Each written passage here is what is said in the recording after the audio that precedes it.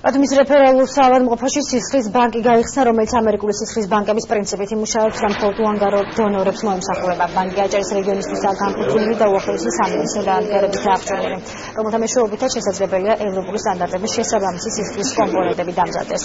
სისხლის ბანკის გახსნას აჭარის ჯანდაცვის მინისტრის მოადრე და ეს რომ მოგვიანებით ლევან გორგილაძემ სისხლიც გაიღო.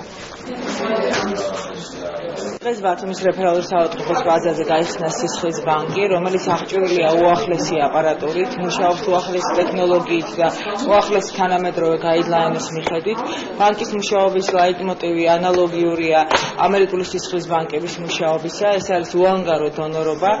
პარალელურ რეჟიმში ყველა დონორს უტარდება სკრინინგი ინფექციებზე და შესაბამისად სისხლი, რომელიც ამ ბანკში დამზადდება, იქნება უსაფრთხო მომხმარებლისათვის. მე დიდი ხნის დონორი ვარ და აქედან გამომდინარე არ მაქვს სისხლის აღების დროს დისკომფორტი.